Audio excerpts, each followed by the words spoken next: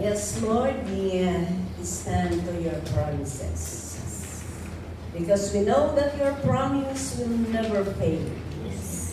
Thank you, Lord, because you give us your word that will give guidance and direction in our lives. Father, thank you. Bless your people. Bless each and every one as we sit at your feet, Lord, and listen to your word this afternoon. Father, I pray to just continue to bless your people, O God, as you will receive your message, even those who are joining us online. Father, I pray for your understanding, be upon each one as we sit at your feet, Lord, and learn from you. Father, thank you. Bless your word and bless each and everyone's heart. In Jesus' name, amen. Amen. Okay. Praise the Lord. Pwede na tayong maupo. Standing on the promises of God.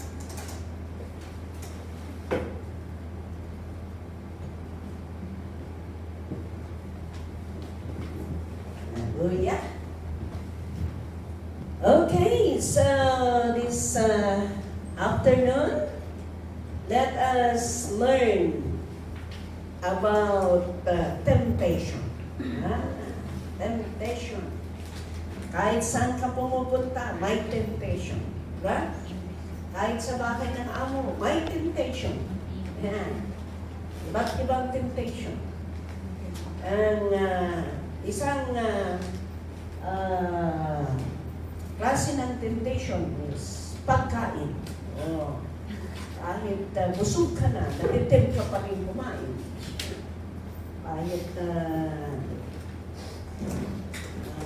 ano pa? Ang daming klase ng temptation. Okay na.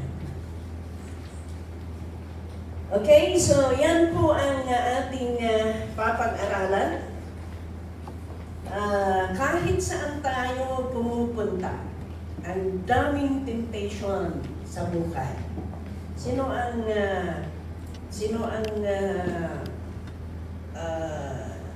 na-tempt dito ng iba't ibang klase ng temptation? Okay. Mahirap kasi kung minsan, no? Pero salamat, kaya nga papag-aralan natin para nakakatulong sa atin. Amen? Nakakatulong dahil nga sabi ko, kahit sa, alam niyo sa ibang amo, ang ginagawa ng ibang amo, yan. Iwarwara lang yan, iwarwara. Kinakalat lang ang pera. Ayan. Kinakalat lang ang pera para itesting yung mga katulong nila. O, kung matem ka, kukunin mo, wala. Bagsak. Yan, bagsak yan. Kaya yan ang isang tingnan natin dahil maraming amo na ganun. No? Ang akala nila parang ano daw, pero sa totoo lang, tinitisting ka. No? Okay, so let us see ano ba ang mga tatlong paraan para ma-overcome natin ang temptation. Okay? Para ma-overcome natin ang temptation. Unang-una is, don't believe the lie. Okay? Huwag kang maniniwala sa kasinungalingan. Okay. Ang example dito is, we will learn from Eve. Yan, Eve. Alam niyo ang Eve na pangalan? Yan. Ito daw nung nag-i-start daw akong magsalita. Palagi kong binabanggit ang Eve, Eve, Eve. Yan. Tuloy, Evelyn ang pangalan. Tapos tinignan ko kung ano ang meaning ng Eve. Ang meaning pala ng Eve is mother of many nations. Yan, kaya pangalan ko. Yan pala ang meaning ng Eve, Mother of Many Nations. So, sabi po ni Lord, alam po natin na doon sa Genesis, kayong mga nag-visit, may punong kahoy doon sa gitna. Di ba? Tapos sabi ng Panginoon, wag mong, sabi niya sa kina Adam at Eva, wag ninyong kakainin itong nasa gitna. Itong puno ng the tree of the knowledge of good and evil. Yung isa, the tree of life. Yung isang puno is the tree of the knowledge of good and evil. Yan. Pero, yan ang utos ng ang Panginoon kina Adam at Eve. Huwag ninyong kakainin ito dahil kung kakainin ninyo, anong mangyayari? You will die. Sabi. Pero, si serpent. Sino si serpent? Si serpent, sabi niya, doon sa Genesis chapter 3, kasi kung basahin natin na matatagalan tayo, kaya shortcut na lang, basahin na lang ninyo, doon sa Genesis chapter 1, chapter 3, verse 1, sabi niya, now, the serpent was more crafty than any of the wild animals the Lord God had made. Oh. So, ginawa ni Lord sa serpent. Yan. Tapos sabi niya dito, He said to the woman, sabi niya sa woman, did God really say you must not eat from any tree in the garden? Ayan. Sinabi ba talaga ni Lord? Sabi niya, na huwag mo, sabi doon na, did God really say you must not eat from any tree in the garden? Ang sabi ni Lord, huwag ninyong kainin ito. May specific na the tree of the knowledge of good and evil. Di ba yan ang sinabi ng Panginoon? Amen. Pero si demonyo, wrong. Dinagdagan niya. Dinagdagan niya. Sabi niya, did God really say you must not eat from any tree in the garden? Ang sinabi ni Lord, the tree of the knowledge of good and evil, you can eat. Pero itong isa lang. Kaya tingnan natin, very, very fine yung pag-ano ni demonyo, pagkilos ni demonyo. Yeah? Makita natin dito na kinulangan niya, hindi yung husto na sinabi ng ating Panginoon ang kanyang sinabi. Anong sinabi? Ang taktik ng demonyo is ibahin niya. Ibahin niya. Another is, na taktik ni demonyo is, i-start niya na questionin ang salita ng Panginoon. Kung minsan ganun ang gagawin ng demonyo sa mga tao, kaya ang mga tao, matew sila na hindi mag-obey sa Panginoon. Why? Because baliktarin ni demonyo or bawasan niya. Tingnan ninyo dito. Sabi niya ang Panginoon, do not eat the fruit from the tree of the knowledge of good and evil. Tapos sabi niya doon, did God really say, you must not eat from any tree in the garden?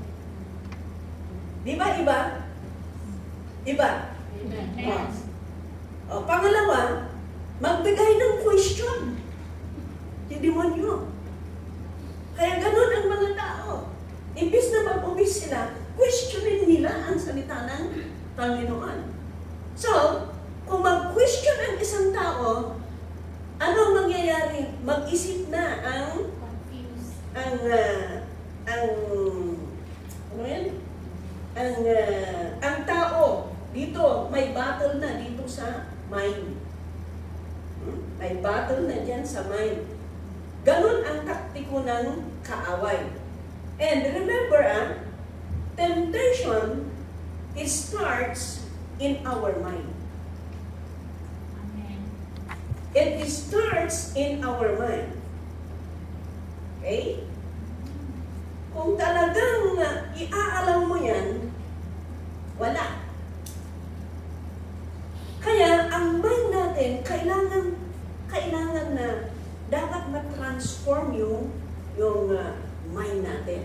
Alalahanin natin that the devil's tactics haven't changed. Hindi pa nagbabago. Yan pa rin ang taktika ng demonyo ngayon. Apay-apay so. Mamasapon naman tagkatitites. Kung minsan ganun ang Christian ng tao. Bakit kailangan mo talagang magbigay ka ng tithes para ikaw talaga ay maliligtas? Yan ang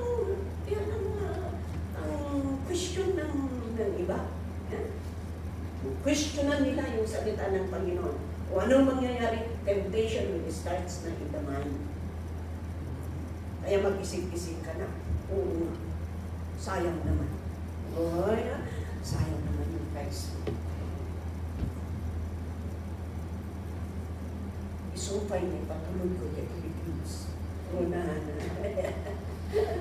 Amoy yung tithes is very, very important. It is a command of God. Tithes is also a protection. Naprotektahan kahit yung pamilya natin, kahit yung trabaho natin, kahit yung income natin. God will protect. So, ganun po ang temptation. Kaya mag-ingat tayo. Mag-ingat tayo sa taktika ng kaaway para tayo ay ma-deceive, ma-tempt tayo na hindi natin sundin ang utos ng ating Panginoon. Kailangan mabago. Tingnan nga natin sa Romans chapter 12 verse 2. Alam niyo, ang kaaway, gusto niyang i-capture yung mind natin. Para yung salita ng Panginoon ay baguhin niya. Kaya anong gagawin natin? Romans chapter 12 verse 2. Sabi niya, do not conform any longer to the pattern of this world. Huwag kayong makigawa sa ginagawa ng mundong ito. Alam niyo, maraming ginagawa ng mundong ito. Kahit sa buhok lang. Kahit sa buhok lang. Ang kulay ng buhok ilan? Sige nga. Tatlo. Ilan ang kulay ng buhok? Dalawa. Black, di ba? Black and white. White, ano pa? Yun lang po. Brown. Brown, di ba? Gray. Gray. Yung nag-mix yung white at black at white, di ba? Okay, sabihin na lang natin, acceptable yung apat, di ba? Acceptable yung apat. Pero ngayon, anong ginagawa ng mundo? May blue, may pink pa na buhok. May yellow pa, may orange pa. Lahat ng kulay na. Ganon ang ginagawa ng mundo ngayon. Ano pa? Orange ang isang medyas. Red ang isa, or black ang isa. Kahit sapatos, di ba? Kahit sapatos ngayon. Wala talaga. Nag-iiba talaga ang mundo. Pero, sabi niya, do not conform any longer to the pattern of this world, but be transformed. Kasi but be transformed by the renewing of your mind. Then you will be able to test and approve what God's will is good, pleasing, and perfect will. Yan, kailangan mabago ang mind natin. paano ma-transform ang mind natin. Okay? Simple lang. Ang isang way na ma-transfer yung mind natin is sa pakikinig natin. Okay? Pakikinig natin sa salita ng Panginoon. Pagbabasa natin sa salita ng Panginoon. Pakikinig natin sa mga music. Pakikinig natin sa mga preaching. Maririnyo. Tingnan ninyo. Kung may ginagawa kayo tapos nakikinig kayo ng music, mabago yung iniisip, di ba? Imbis na negative yung iniisip mo, dahil sa napapakinggan mo, yan, nababago ang isip. Ganon din. Kung palagi kayong nandito, nakikinig sa salita ng Panginoon, imbis na gusto ninyong uuwi na sa Pilipinas, nababago na. Dahil na. Oo, pinapalakas kayo ng Panginoon. Tapos nagiging normal na pag-iisip. Dati naman kayong normal nag-iisip. Pero, ibig sabihin, nababagong isip, napapalakas tayo. Ano ang mangyayari? Malalabanan natin yung feeling natin na feeling uuwi. Ano? Feeling na gustong uuwi. Hallelujah. Yan ang maganda. Dahil napapalakas tayo, nare-renew yung mind natin. Dahil yung mind ng Panginoon, yung word ng Panginoon, yan ang naipupuno doon sa utak natin, sa mind natin. Kaya nababago. That's why, as we continue to work, as we continue to serve God, as we continue to read and listen and obey the Word of God, mababago. Kaya may kata na, nababago ako araw-araw. Binabago mo ako araw-araw. Yeah. From glory to glory, God is changing us. Amen. Yan. Kaya huwag tayong makinig sa lie ng kaaway. Ng kasinungalingan ng kaaway. Amen. In 2 Corinthians chapter 10. Chapter 10, verse, tama ba? 2 Corinthians chapter 10, okay. Verse 3, sabi niya, for though we live in the world, we do not wage war as the world does. Hindi tayo nakikipag-gera na kagaya ng mundo. No? Nagbabasa ba kayo ng news? Nagbabasa na kayo ng news? Naglalaban na ang Israel at Iraq. Ang delikado mo yun na tinitingnan, nakatutok ang buong mundo sa nangyayari ngayon. US, ganyan yun. US ay nag-strike niya ang nuclear ng Iraq. Ang mahirap ngayon. So, ibig sabihin, talagang alay na talaga ng tinulong sila. Ang mahirap ngayon, ang Russia at saka Iran, mag-alay yan. Tapos, China, Russia, Iraq. Kaya sabi yung isang commentator, sabi niya, isang blogger, sabi niya, ang akala ba ninyo, safe kayo? Sabi niya, safe tayo.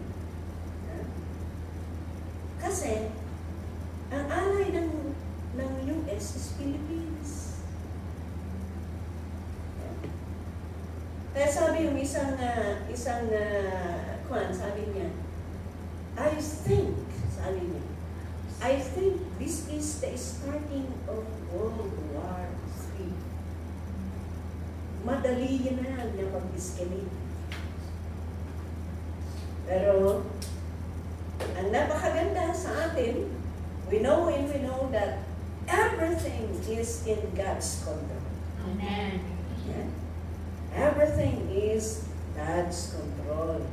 Kaya, Yan, ang war nila talagang nuclear, talagang very powerful weapon. Imagine that from Israel, tapos darating sa Iraq yung yung ano nila, ilang miles, nakakalit yung weapon nila. Grabe. Pero sabi niya dito, for though we live in the world, we do not wage war as the world. Kahit nandito tayo sa mundo, hindi tayo nakikipaglaban na kagaya ng mundo, sabi niya. Amen. Next. The weapons we fight, we are not the weapons of the world. On the contrary, they have divine power to demolish strongholds. Yeah. Next. We demolish arguments and every pretensions that sets itself up against the knowledge of God. And we take captive every thought to make it obedient to Christ. Yan. Hindi makita ang kalaban natin. Kasi spirito eh. But we thank the Lord because our God is powerful. Yeah? Na ang espiritu na nakaaway, yeah? Espiritu the spirit of the enemy. Yeah? We can fight that through the power of God, and they will be defeated. And, ayan, mabago, matatalo sila at para tayo ay makapag-obey ng walang hadlang sa ating Panginoon. Amen. Amen. Okay. So, don't believe the lie of the enemy. Number 2, anong gagawin natin sa temptation? Number 2 is run. Kagaya ni, let us learn from Joseph. Oh. Si Joseph ay isang anak ni sino? Ni Jacob. Sa kanilang magkakapatid ay binigyan ni Jacob ng magandang damit ang kanyang anak. O nagselos yung mga kapatid niya.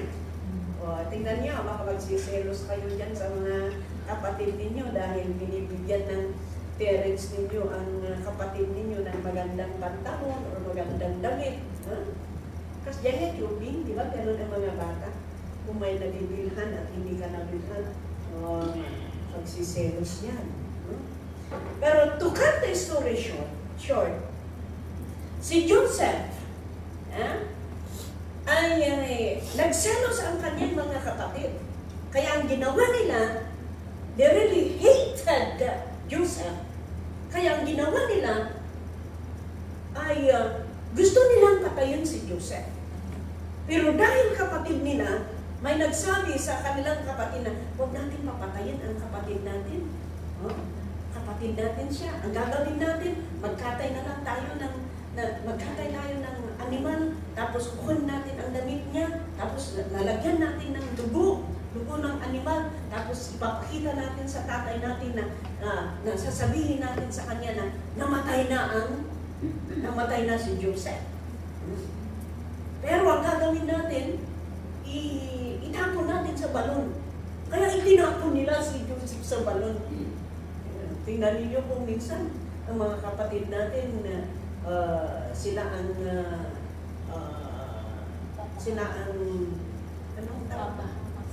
nagpapahamak kung minsan, ano? Kaya, itinapon nila si Joseph sa balon.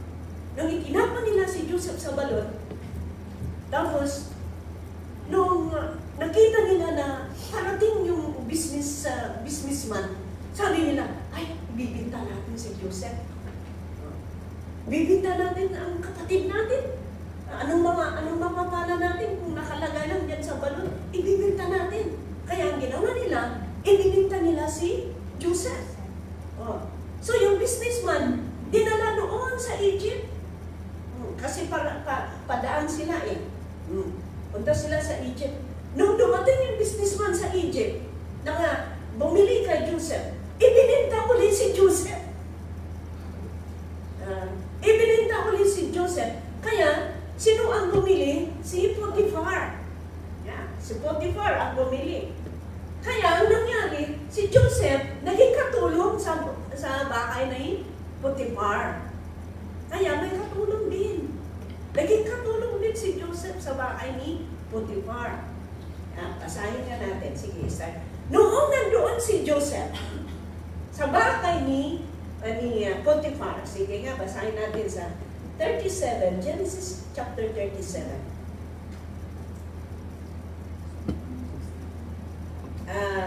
39, sige, 39 na. Kahit sa 39 na, 39. Verse, start natin ang verse 10. Para dire-diretso na, basahin natin. 39, Genesis 39, verse hanggang 15. Ayan. When he heard me, ay ito na yung one, ito pala yung, doon pala sa Genesis chapter, unahin natin ang Genesis chapter 39, verse 3 to 12. Sige, 39 verse 3. Yata.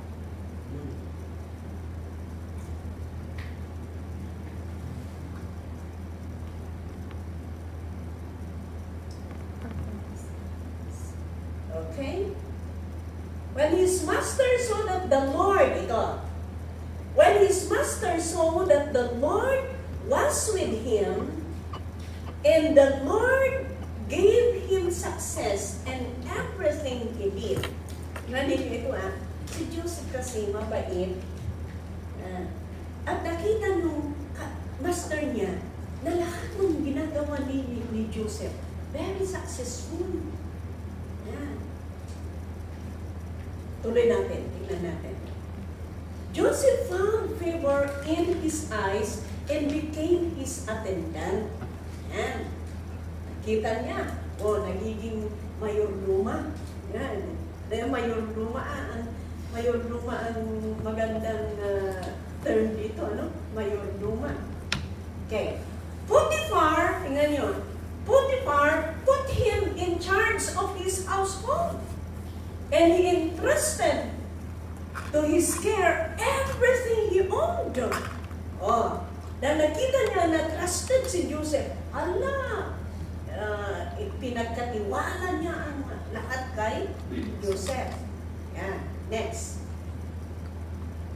From the time he put him in charge of his household, in all that he owned, the Lord blessed the household of the Egyptian because of Joseph.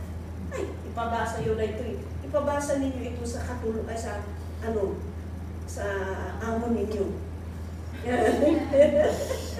Tingnan ninyo ito from the time na nagtrabaho ko si doon, sabi niya, and bless me Lord, the whole household. Yan. Lahat ng yung household, ibig sabihin yung bahay ni Potiphar. And bless me Lord. Bakit? Dahil kay Joseph. Amen. Tingnan ninyo. Kaya kung alam sana ng mga employers na mag-bless sila kung believers ang kanilang mga katulong. Amen. Talagang hanapin nila ang mga believers. Pero alam niyo maraming naghahanap ng amo dito. Pero wala tayong maibigay. Wala tayong maibigay. Mayroon pa ng uli na naghahanap, pero wala tayong maibigay. Dahil ang mga members naman natin, ayaw naman i-release ng amo nila, sila. Kaya matatagal sila sa mga amo nila. Kung alam sana ng mga employer ito, mas lalo kayong Tapos sabi, the blessing of the Lord was on everything Potiphar had, both in the house and in the field. Tingnan ninyo. Both. Doon sa loob ng bahay, doon sa business niya sa labas. ganun pala ang blessing kung talagang believer ang isang nagtatrabaho, no? Kung alam sana ng amo ninyo. Paalam ninyo kasi. Paalam ninyo para mabasa nila. Ito, ibigay nyo yung Bible ninyo, tapos i-highlight ninyo, no? I-highlight ninyo. O, tingnan mo ito, sir. Sabi, di ba, kung kaano mo yung amo mo, maganda yun. O, you see us, sir. You see, ma'am. Unahin mo yung child. But you read this one. This is what my God said. Praise God. Next verse. Anong sabi? Next verse. So he lived in Joseph's care everything he had. With Joseph in charge, he did not concern himself with anything except the food he ate. Now Joseph was well built and handsome. Si Joseph talagang siya ang mamakala. Siya na ang manager doon sa bakay na yun. Si Joseph, syempre, gumugwapo din dahil ang Panginoon ay nasa kanya. Tingnan na natin, itutuloy natin. And after a while, his master's wife took notice of Joseph and said, "Come to bed with me." Oh, dahil tanti. Temptation. Yan na ang temptation. Kaya tingnan ninyo, may temptation kahit sa bahay. May temptation yan. That's why you need to pray to the Lord. Okay. Tingnan natin. Hindi man ganitong temptation, pero mayroong iba't ibang klase ng temptation. Pero si Joseph, dito na. Next. But he refused. Tingnan ninyo? He refused. Sabi niya, with me in charge, he told her, my master does not concern himself with anything in the house. Everything he owns, he has entrusted to my care. Oh? Ang akin, master, sabi niya, pinagkatiwala niya lahat sa akin. Tapos, ganito pa ang gagawin mo? Parang ganun ba? No? Tama ba naman? No? Next slide. No one is greater in this house than I am. My master has withheld nothing from me except you. Oh, siyempre naman, hindi niya ipinagkatiwalaan naman na Juan, yung asawa niya. Ano na nga asawa mo, asawa ka naman. Hindi niya sinabi na gano'n. Because you are his wife. How then could I do such wicked thing and sin against God? Tignan ninyo. Talaga may takot si Joseph sa Panginoon. Ginawa ng amo ko ng ganito, pinagkatiwala sa amin, tapos ay sa akin, tapos wala bang ibang mataas, kundi ipinagkatiwala siya sa akin. Tapos ganito ang gagawin ko sa kanya, sa nakasalanan sa Panginoon, sabi ni Joseph. Pero anong nangyari next? And though she spoke to Joseph day after day, he refused to go to bed with her or even be with her. Tingnan niyo, day by day yan. Nare-refuse niya. So, tingnan niyo ang temptation. Talagang ano yan. Kung na-overcome mo, baka mamaya na naman. Mamaya na naman, ganon. Ito, nare-refuse na. Kung pwede pa, ayaw niyang sumama sa babae, sa asawa ng master niya. Next, anong susunod? One day, he went into the house to attend to his duties, and none of the household servants was inside. Oh, wala siyang kasama doon. Next.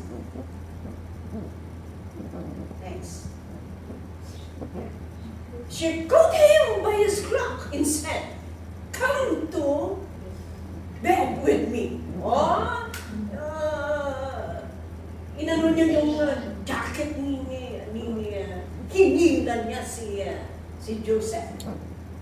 Hinilan niya hanggang siguro doon sa room nila.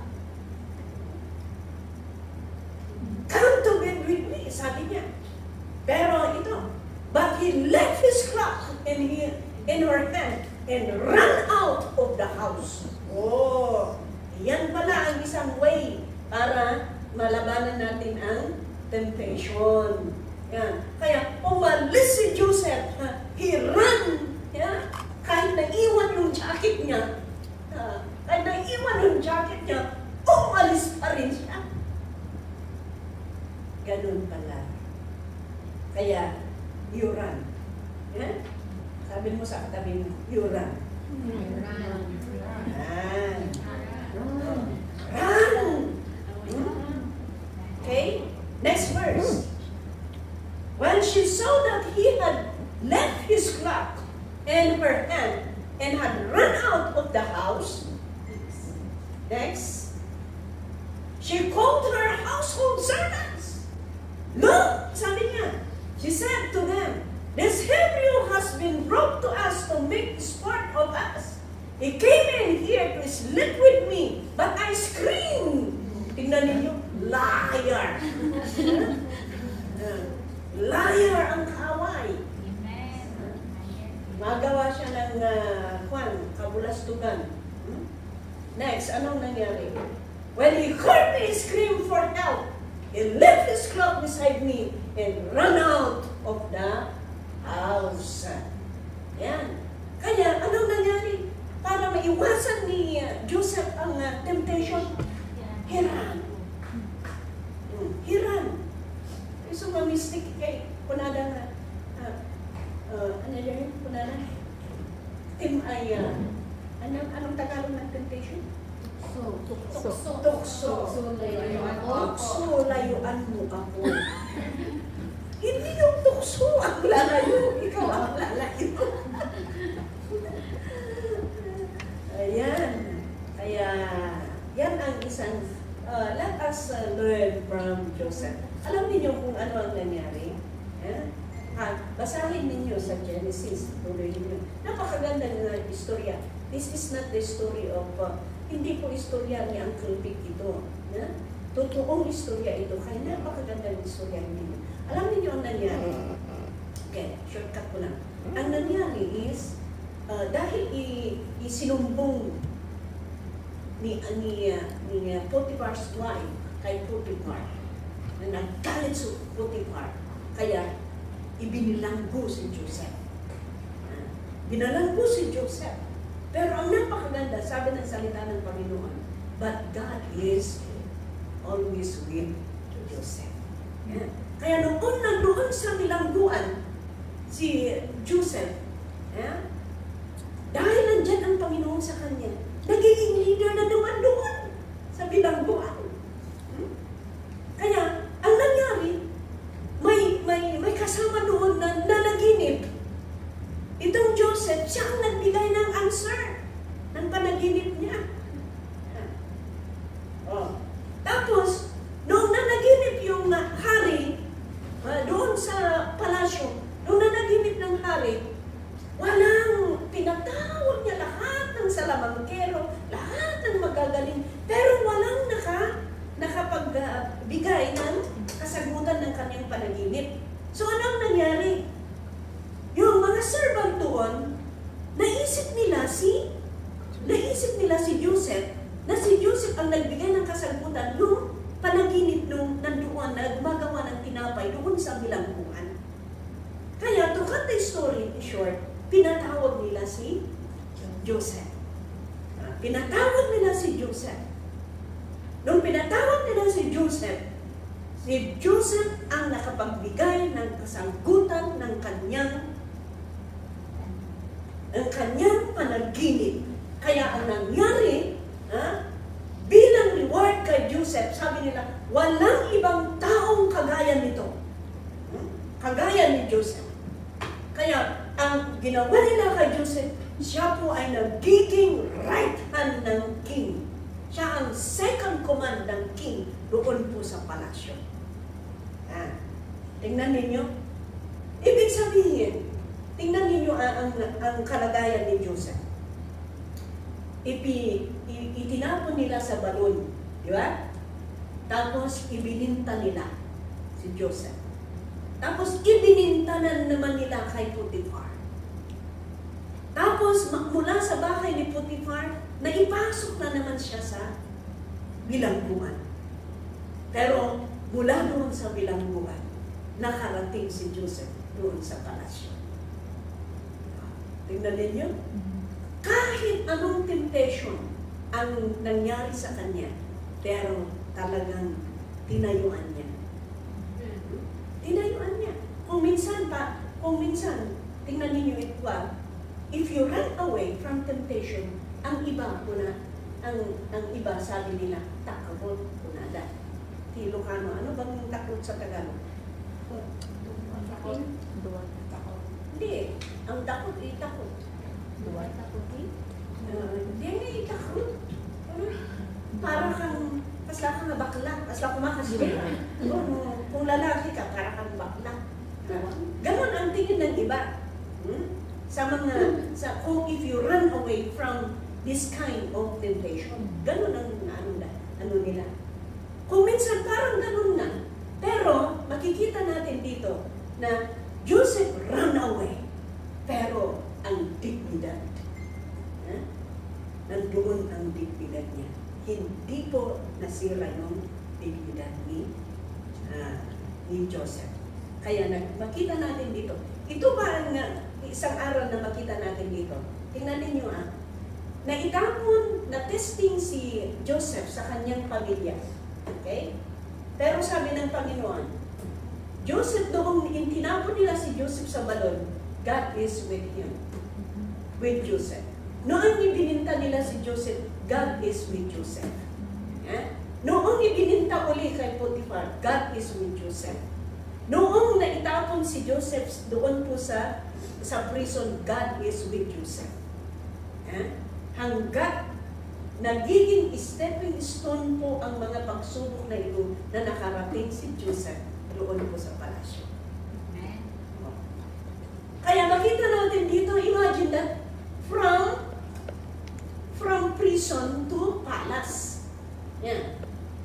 Hanggang dito at doon, nang dinaanan ni Joseph, maraming pagsubok, pero stepping stone ito. Ang daming dinaanan pagsubok si Joseph, pero hindi po tinatagpuran ng ating Panginoon. Hindi po niya iniiwanan si Joseph. Ganun din sa atin. Darating man ang testing sa buhay natin, hindi tayo iiwanan ni Lord. Amen. Basta ang importante, run away from temptation. Amen. Amen? Amen. Okay, the last one. The last one is use God's word. Learn from Jesus. Amen. Learn from Jesus. Use God's word. Kaya importante ang malaman natin ang salita ng ating Panginoon. Alam niyo noong nag-fasting si Jesus during this time. Let's see in Matthew. Nung nag-fasting si Jesus, after ng kanyang fasting, tinisting ni demon yun. Kaya kung nagpa-fasting ka, sigurado yan, may testing yun. Ano ang testing? Pagkain. Nag-fasting kami, Ijay Pugo. Nagpa-fasting kami sa Pugo noon. Nung dyan pa ako sa Pilipinas. Kasalukuyan yung fasting namin. Naglilitsyon naman yung matanda sa katabi ng church. Grabe naman. Siyempre nagbanglo. Ang bango-bango yung yung amoy ng lechon. Pabisbisin ka na garudan. Pero hindi pala kami ang pinagawa na dyan. Kahit yung mga ibang pastor. Yung isang pastor dyan, hindi nakatiis. Hindi nakatiis. Pumunta sa akin niya. Ibang siya nakalitan na. May temptation. Okay. During Jesus' time, let's see in Matthew chapter 4. Jesus answered. Ito. I-start na ninyo sa 2. Sige man. I-start ninyo sa natin.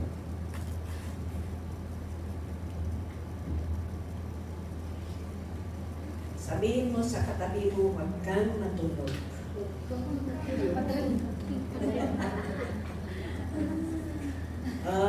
Yan.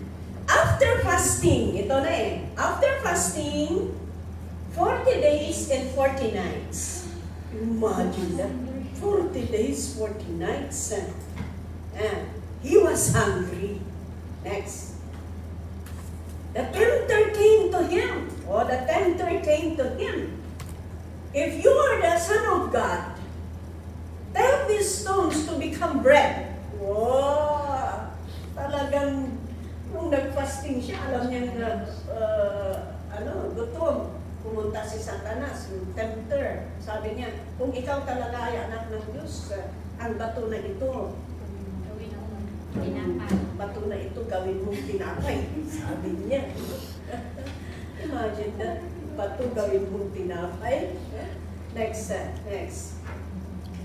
Jesus answered, then the devil took him to advance na yun sa 3. Nalpasan to 3. Okay. Jesus answered. Tingnan ninyo. Sabi ni Jesus, it is written, man does not live on bread alone, but on every word that comes from the mouth of God. Tingnan ninyo. Ang sinagot ng Panginoon sa tempter, kay demonyo, kay Satanas, salita ng Panginoon. Kaya sabi niya, it is written, man does not live on bread alone, but on every word that comes from the mouth of God. Next. Then the devil took him to the holy city and had him stand on the highest point of the temple. Inalaguli ni demonyo doon sa highest temple. Yeah? The highest point of the temple. Tingnan natin kung ano ang nangyari ulit. If you are the Son of God, sabi niya, ulit, if you are the Son of God, he said, throw yourself down. Talagang temptation na talaga ito. Throw yourself down, for it is written, he will command his angels concerning you, and they will lift you up in their hands, so that you will not strike your foot against a stone. Wow! Tingnan ninyo, kahit si demonyo, ginagamit din ang salita ng Panginoon.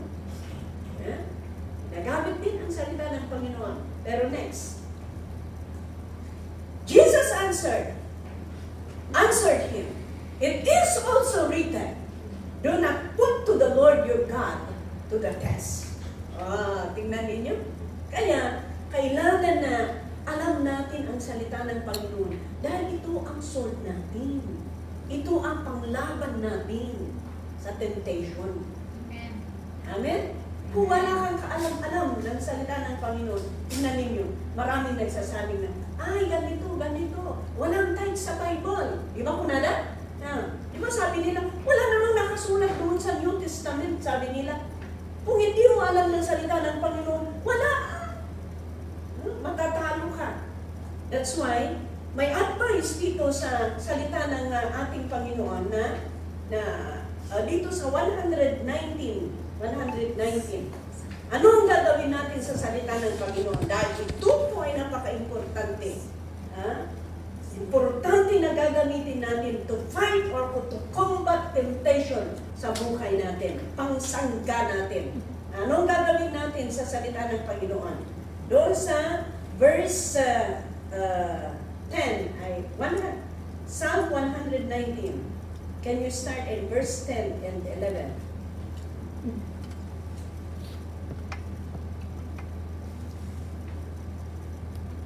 Okay, verse 10 and 11. Anong sabi doon? Kailangan ang salita ng Panginoon dahil ito ay napaka-powerful. So, I seek you with all my heart. Do not let me stray from your commands. Number 11, verse 11. I have hidden your word in my heart that I might not sin against you. Kaya ang salita ng Panginoon, very powerful yan. Kaya i-treasure po natin sa puso natin.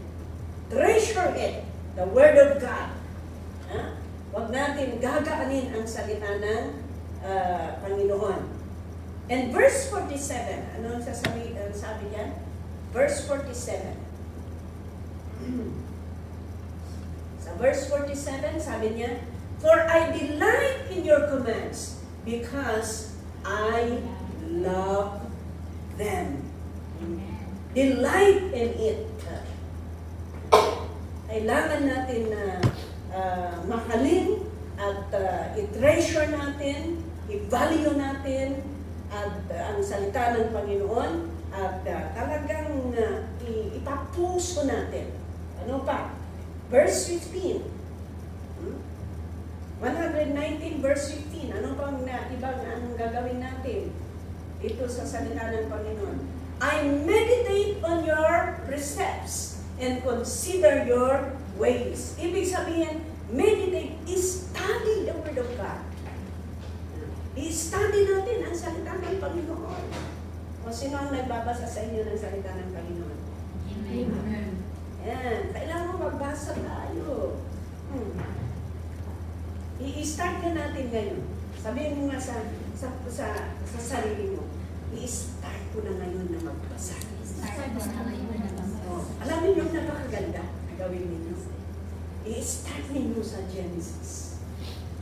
Start ninyo sa Genesis hanggang sa Revelation. Sana i-desire ninyo na basahin ang the whole Bible.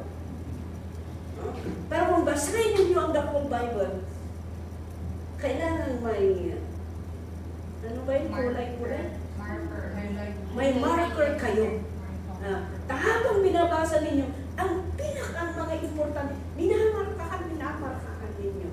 Ay, alam ninyo, napakamalaking accomplishment para kay Lord kung mababasa ninyo ang Bible. Yan. Dapat 1 year mabasa ninyo. Hallelujah. Nabintas na yun, napakaganda yun na isang goal mo sa buhay mo bilang isang Kristiyano. Mababasa mo yung Bible. Mababasa mo yan. Titingnan mo, napakasaya kung matatapos mo. Wow, may accomplishment ka para kay Lord. Sino nang nakabasa ng whole Bible? Naku, wala pa. Wala na nakataas ang kamay. Ay, may basa kayo! Mula ngayon, kahit kayong nanonood dyan, kailangan basahin ninyo ang Bible. Yan.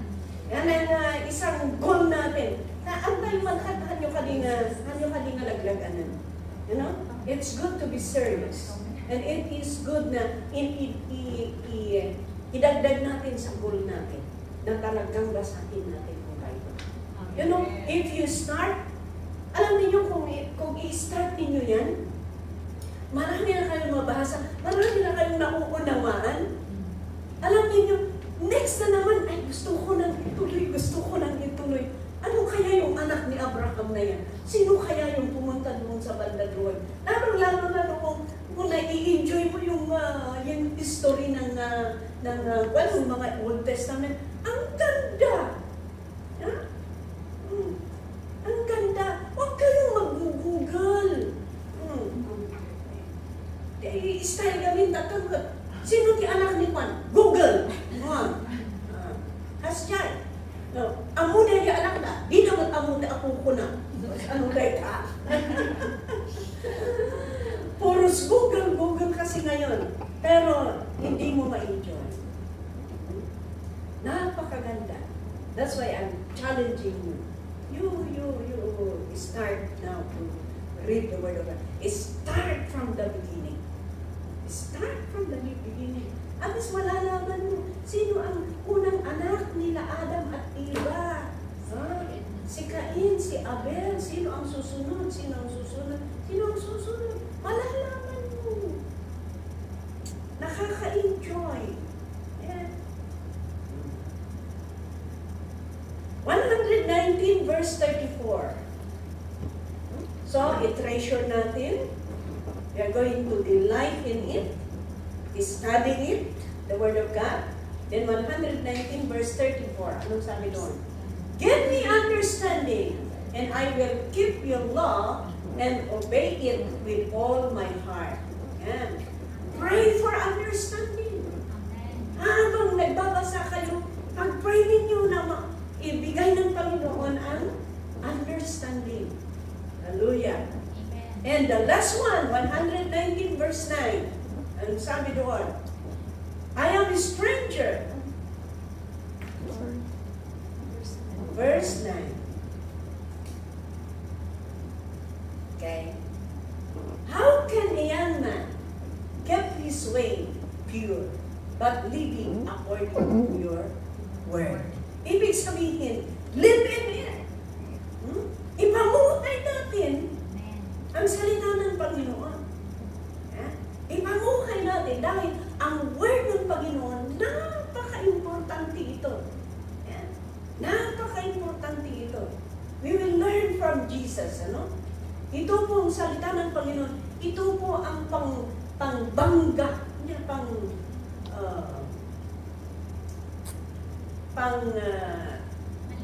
panglaban. Yeah? Ito po ang panlaban natin sa anumang mga trabaho ng kaaway. Ito ang panlaban natin sa anumang temptasyon. Kaya napaka-importante na tayo po ay magbasa, i-treasure natin sa puso natin, i-study natin ang salita ng Panginoon, panalangin natin na bigyan tayo ng understanding at ipabuhay natin. Hindi lang binabasa, pagkos ipabuhay natin ang salita ng ating Panginoon. Amen. Okay, so ito po ang tatlong ways, paraan para ma-overcome natin ang temptation. Unang-una, Learn from evil. don't believe the lie. We will learn from Eve. Ano? Ayan. Ano pa? Learn ay run away from temptation. Learn from Joseph. What else? Use God's word. Let us learn from Jesus. And treasure the word of God. Treasure the word of God. Study the word of God. Pray for understanding. And ipamuhay natin itong salita ng ating Panginoon. Kasi kung ipamuhay mo ito, alam niyo, kung talagang ipamuhay mo itong salita ng Panginoon, hindi ka basta-basta matem. Hindi ka basta-basta mawala sa Panginoon.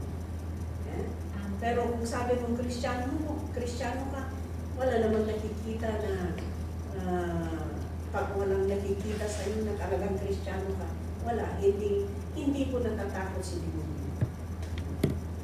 Yes. Kaya ito po ang ating lesson. Let's continue to overcome. Totoo nga na let us live by the word of God, because ang salita ng Panginoon, ito po ang nagdadirect sa atin, nagtuturo sa atin, nagpapalakas sa atin para alam natin kung paano tayo lumakad bilang isang nananampalataya sa Panginoon. Amen. Siya pa ang nagbibigay ng fear para hindi natin magawa ang mga kasalanan na hindi kaaya-aya sa Panginoon.